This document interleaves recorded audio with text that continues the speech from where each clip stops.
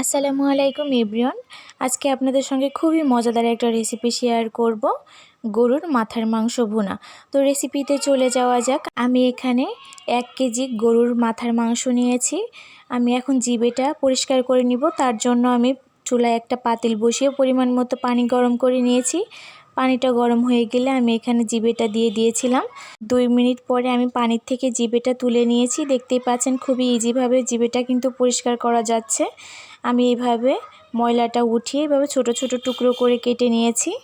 আমি এখন মশলাটা রেডি করে নিব। আমি এখানে নিয়েছি 1 কাপ পেঁয়াজ কুচি, আমার টেস্ট অনুযায়ী শুকনা মরিচ, বড় সাইজের 2টা রসুন, 1 টেবিল চামচ আদা।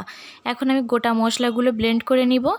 ব্লেন্ড করা হয়ে গেলে চুলায় একটা কড়াই বসিয়ে পরিমাণ মতো সরিষার তেল গরম করে নিব। তেলটা গরম হলে 2 টুকরা তেজপাতা, কয়েক টুকরা দারচিনি, কয়েক টুকরা এলাচ এবং কয়েক টুকরা লবঙ্গ দিয়ে একটু নেড়ে নিব। যখন তেল দিয়ে খুবই সুন্দর একটা স্মেল আসবে তখন আমি পেঁয়াজ কুচিটা দিয়ে দিব। পেঁয়াজটা দিয়ে আমি সফট হওয়া পর্যন্ত একটু নেড়ে নিব।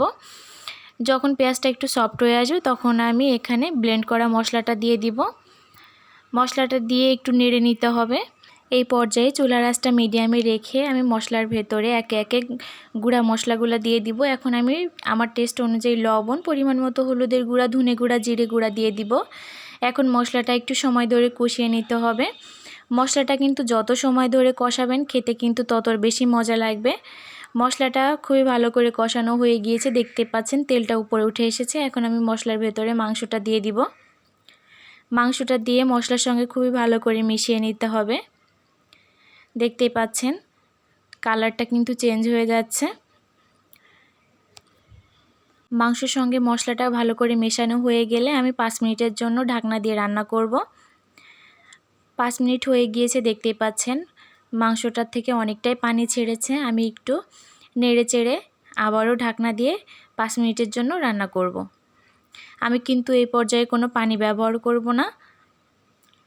5 মিনিট হয়ে গিয়েছে, দেখতেই পাচ্ছেন পানিটা শুকিয়ে কিন্তু তেলটা উপরে উঠে এসেছে। এখন আমি মাংসগুলা প্রেসার কুকারের ভেতরে দিয়ে দিব। এখন আমি মাংসটা প্রেসার কুকারের ভেতরে দিয়ে কয়েক টুকরা আলু এবং 2টা রসুন দিয়ে দিব। এখন আমি পরিমাণ মতো গরম পানি দিয়ে প্রেসার কুকারের মুখটা লাগিয়ে 5 থেকে 6টা সিটি দিয়ে নিয়েছি। মাংসটা এখন আমি একটা কড়াইতে ঢেলে দিয়েছি। চুলার জালটা ধরিয়ে কয়েকটা কাঁচামরিচ দিয়ে দিব। মাংসের ভেতরে কাঁচামরিচ দিলে কিন্তু খুবই সুন্দর একটা স্মেল আসে, খেতেও অনেক বেশি মজা লাগে। মাংসের ভেতরে এখন আমি আধা টেবিল চামচ পরিমাণে গরম মশলার গুঁড়া দিয়ে দিব। দেখতেই পাচ্ছেন ঝোলটা শুকিয়ে তেলটা উপরে উঠে এসেছে। এই পর্যায়ে আমি চুলার জালটা বন্ধ করে একটা পাত্রে পরিবেশন করে নিব।